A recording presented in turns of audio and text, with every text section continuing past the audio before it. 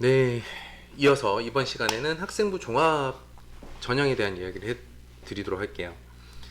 자, 학생부 이제 수시 전형 중에 학생부 전형 중에 종합.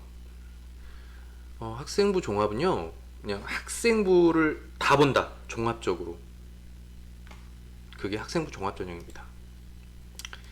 일단 순서를 볼게요. 학생부 종합 전형은 일단 서류를 제출을 하고요, 면접을 보고, 그 다음에 수능 최저, 뭐 3단계까지는 아닌데, 이제 수능 최저 등급 기준을 적용을 마지막으로 하겠죠. 하나씩 살펴보도록 하겠습니다. 자, 1단계 이제 서류 제출을 합니다. 서류, 뭐 당연히 이제 우스갯소리인데 고등학생에게 제일 무서운 시는 뭐 내신이다 이런 얘기도 있는데, 성적이죠. 교과목 성적입니다. 내신 성적을 보는데, 학생부 종합과 교과가 있다고 했잖아요. 교과에서 또 설명드리겠지만 학생부 종합에서 당연히 내신 성적이 중요해요. 그런데 약간 이제 여지가 있습니다. 무슨 얘기냐면은, 내신이라고 하는 것이 상대평가예요. 전교 등수 싸움이에요. 전교 등수 싸움입니다. 점수 싸움이 아니니까. 그러면 일반고와 선발형 고등학교가 있어요. 일반고는 좀 정교권이라고 불리는 학생들이 형성이 됩니다. 그래서 내신 점수가 매우 이제 월등히 좋은 그룹이 좀 이렇게 계속 만들어지는데, 선발형 고등학교는 중학교 때 계속 뭐 서로 정교 등수 했던 친구들만 모아놓은 거잖아요. 그래서 선발형 고등학교는 내신 등급을 잘 받기가 오히려 어렵습니다. 그런데 실질적으로 대학에서 선발하고자 하는 학생들은 일반고에 예를 들어서 뭐 3, 4등급 친구하고 선발형 고등학교, 특목고 자사고의 3, 4등급의 학생 차이는 어마어마하게 크거든요. 실력 차이가. 이제 그렇기 때문에 그런 유연성을 어느 정도 감안을 해요. 그래서 일반고 같은 경우는 당연히 기가 막힌 내신이 필요하겠지만, 특목고 자사고 출신 아이들, 학생들은 그런 과목 내신 등급에 대한 여유를 좀 놓고 생각을 해요. 그게 여유 있는 게 아닙니다. 어쨌든 그래서 과목 내신 일단 중요합니다. 성적. 자, 대학을 지원을 하면요, 학생이 성적표를 받아다가 대학에 제출하는 게 아니에요. 이제 대학을 지원을 하면 이제 진학사라는 회사 홈페이지에 들어가서 이제 지원서를 씁니다. 쓰면 이제 온라인을 통해서 성적표가 이제 대학에 제출이 되거든요. 이제 그때 성적표 옆에 이제 다이아몬드가 박혀요. 그러면 다이아몬드 박힌 과목만 사실은 내신 등급에 반영이 됩니다. 어떤 과목일까요? 네, 주요 과목과 이제 탐구 과목 중에 자기 전공 과목, 이과면 과학 계열, 문과면 사회 계열 과목들이 반영이 돼요. 근데 그때 반영이 될 때 이제 뭐 단위수, 과목별 단위수, 학년별 배수 이런 것들이 다 가중치가 반영이 돼서 적용이 됩니다. 그리고 뭐 서울대나 교원대 같은 경우는 전 과목 다 보고요. 제외하고는 대부분 이제 교대 계열들은 거의 전 과목 다 본다 보시면 되고, 나머지 대학들은 이제 주요 과목과 이제 전공 탐구 과목만 보게 돼요. 아시다시피 주요 과목은 국어, 영어, 수학 반드시 들어갑니다. 그 다음에 탐구 과목은 인문 계열, 사회 과목,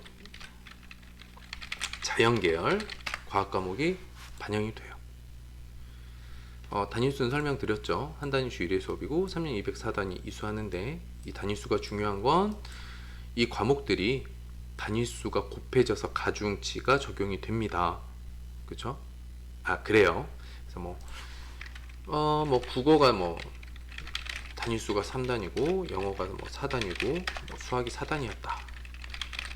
그럼 해당 학기의 등급은 국어, 영어, 수학이 3대 4대 4의 비중으로 적용이 돼요. 예를 들어서 학년 배수 아까 설명드렸습니다. 그래서 이렇게 내신 점수가 구성이 돼요. 그래서 평균 등급이란 것이 나옵니다. 결과적으로는 3년 전체 평균 등급이 산출이 됩니다. 짜잔 하고 이제 계산이 나와요. 몇 등급, 그러면 뭐 1점 몇 등급이에요? 1.3등급인다? 그러면은 학생부 종합에서 지원할 수 있는 대학은 한 이 정도 대학까지는 지원이 가능할 것 같아요 라는 어떤 범위가 주어져요. 그러면 이 과목의 등급을 결정하는, 이 과목의 등급이란 걸 결정하는 거 있잖아요. 과목 점수 어떻게 만들어지는지 좀 보도록 하겠습니다. 일단은 학기별로 만들어져요. 학기별로 만들어지는데 어떻게 되냐면 지필고사와 수행평가로 점수가 만들어집니다. 그러면 최근 트렌드라고 해야 될까요? 최근은 어느 정도냐면 중간고사 35, 기말고사 35, 수행평가 30 이렇게 해서 한 학기 100점 만점으로 산출을 합니다. 그래서 중간고사, 기말고사를 잘 보더라도 수행평가를 좀 점수를 깎이면은 등급에서 많은 손해를 봐요. 그게 이제 어떤 느낌이냐면요. 시험은 이제 중간고사, 기말고사는 100점 만점이에요. 중간고사, 기말고사는 100점 만점인데 이제 그게 합산해서 한 70% 정도 비중을 갖는다고 본다면 중간 35%, 기말 35%잖아요. 그러면 100점짜리 시험이 35%로 줄어서 반영이 되죠. 그래서 점수의 이제 반영 비율이 한 3대 1 정도 돼요. 그러니까 더 쉽게 말씀드리면 중간고사에서 3점을 감점 당하면 학기 총점에서 1점 정도 감점을 당하겠죠. 그런데 수행평가는 그냥 1점 감점이 학기 전체에서 1점 감점이에요. 그래서 뭐 남학생들도 마찬가지겠고 여학생들도 마찬가지겠지만 이게 남녀의 문제가 아니라요. 얼만큼 성실하게 학교 생활을 하느냐가 결과적으로 성적에도 지대한 영향을 미치는 세대입니다. 그런데 앞으로 지필고사 비중을 점차 좀 더 줄여 나갈 계획일 것 같고요.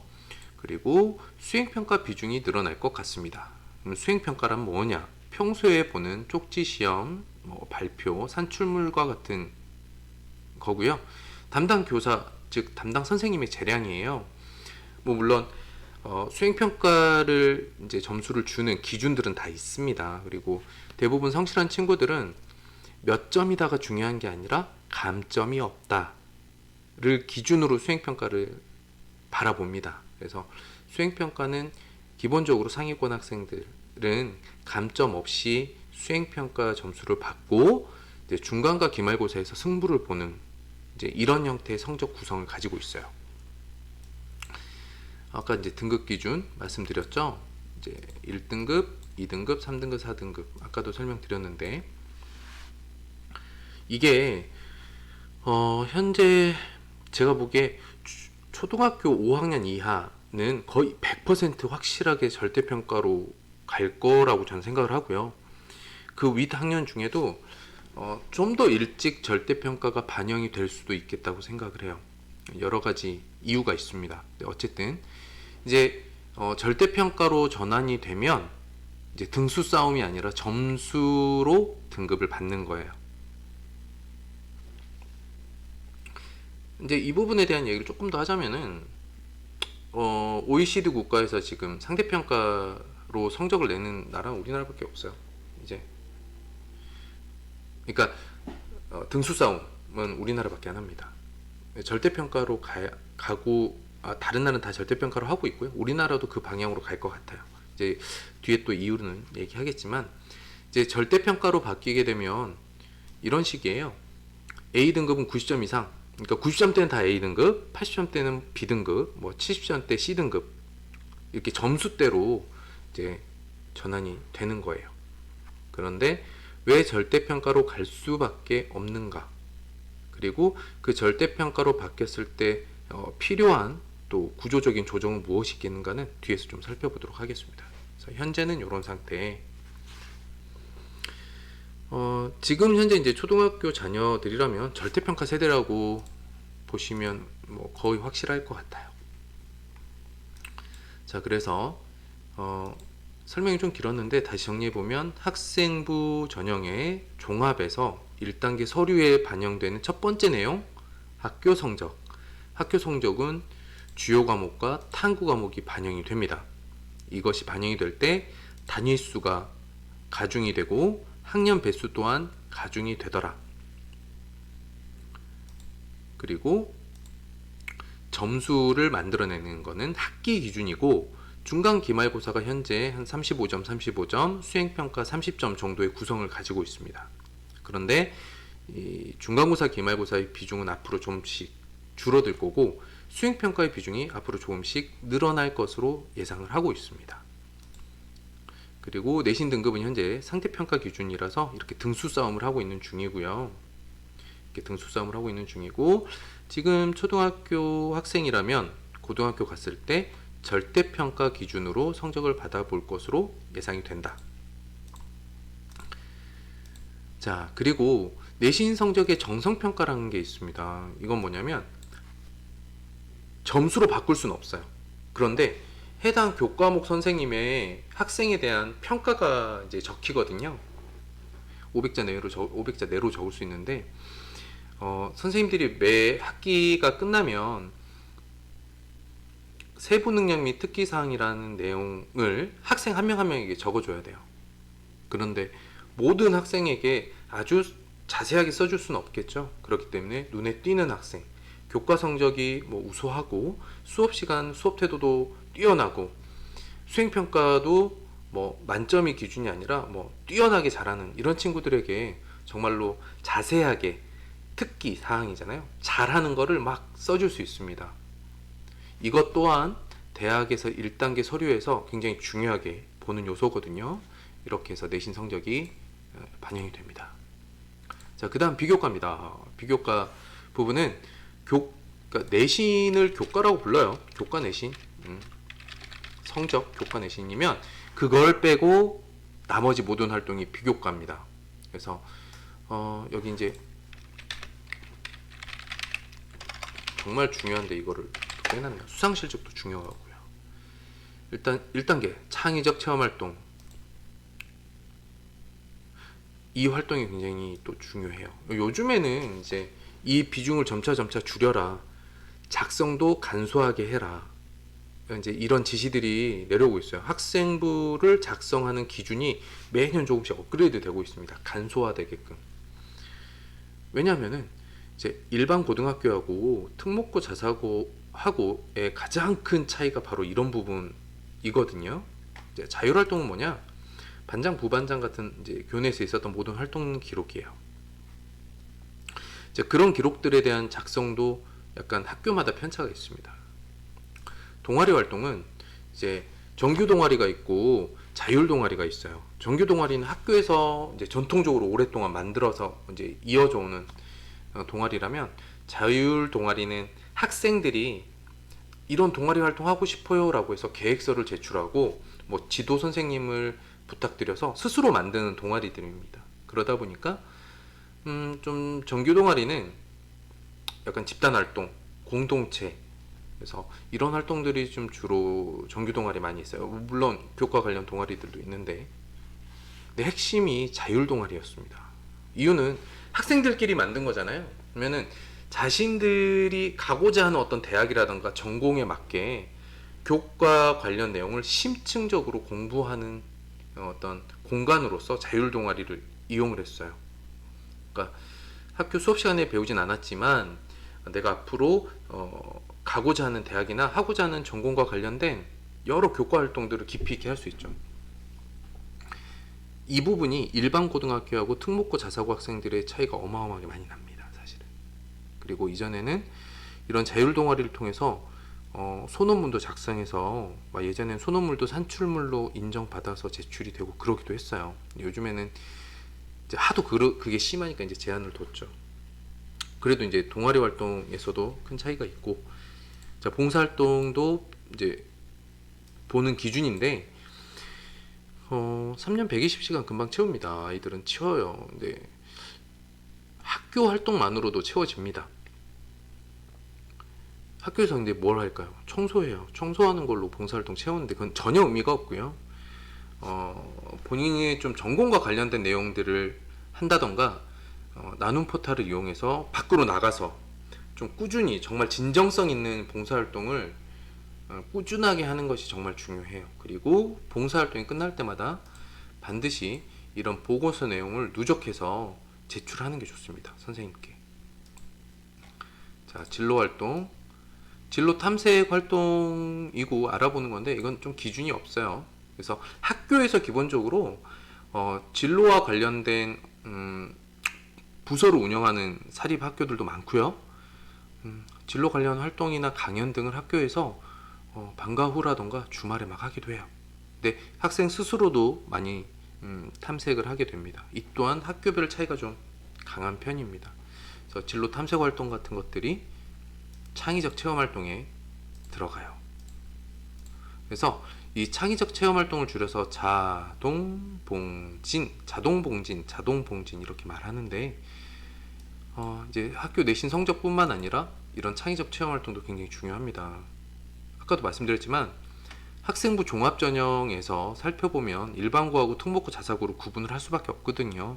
근데 일반고 학생들은 내신이 뛰어나지만 내신 이외에 이제 나머지 서류가 조금 상대적으로 약해요. 특목고 자사고는 내신은 약하지만 내신을 제외한 나머지 영역이 굉장히 강한 학교들입니다. 근데 대학에서는 어떤 학생을 선호하느냐 보면은 입시 결과가 보여줘요. 특목고 자사고 학생들의 입시 결과가 상위권 대학에서 월등히 좋습니다. 그래서 그러면 그 학생들은 어떤 차이점에서 이렇게 선발을 하느냐, 대학에선 비교과 영역에서 많이 차이가 나겠죠.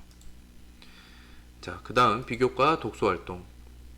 지금은 비교과 독서 기록이 책 이름, 저자 정도만 쓰게 돼 있어요. 예전엔 내용이나 관련 전공, 왜 이걸 읽게 됐는지 이런 내용까지 쓰게 했는데 좀 간소화되고 있습니다.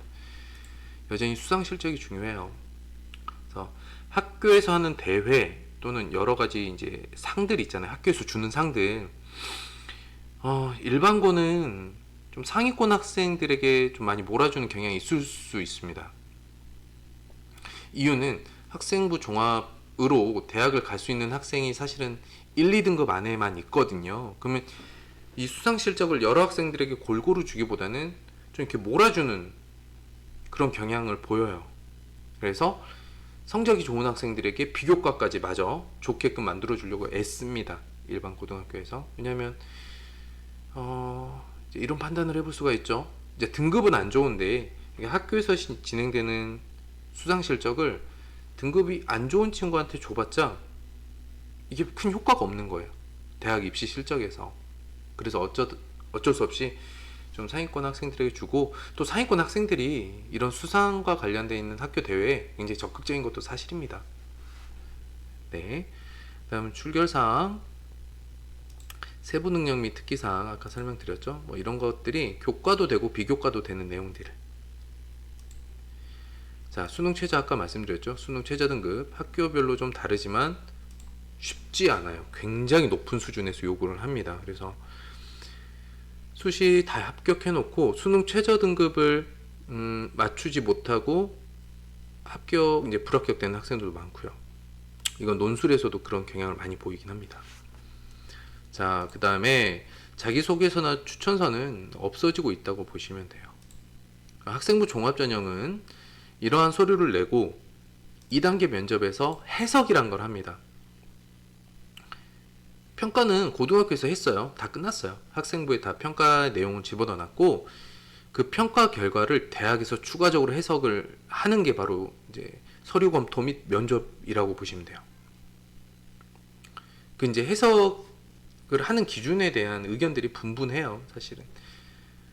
왜냐면 사람이 하는 거니까 이제 그 사람의 머리를 뭐 이렇게 들여다보기 전까지는 모르는 거잖아요. 이제 다만 추측컨대 이제 학교별 편차도 좀 두고 일반고와 특목고, 자사고를 좀 구분하기도 하고 뭐 이런 것들이 있는 거죠. 그 다음에 이제 학생부 전형 중에 종합이, 주요 상위권 대학은 대부분 종합이 훨씬 더 많이 뽑습니다. 서울대는 100% 이걸로만 뽑고요. 일반 전형은 100% 학생부 종합 전형입니다. 뭐 물론 이제 학교장 추천이라는 전형이 있는데 그거는 이제 좀 별도로 따로 이제 전형을 이제 지역 균형 인재 선발 전형이라고 해서 좀 다르게 구분은 되지만 이제 그거는 학생부 교과랑 좀 비슷한 성격을 가지고 있고요. 수시 일반 모집은 100% 학생부 종합전형이라고 보시면 됩니다. 서울대는. 나머지 이제 상위권 대학들도 대부분 종합전형이 많이 뽑습니다. 그래서 자사고 특목고 학생들이 전반적으로 완전 유리한 전형이라고 보시면 되겠습니다.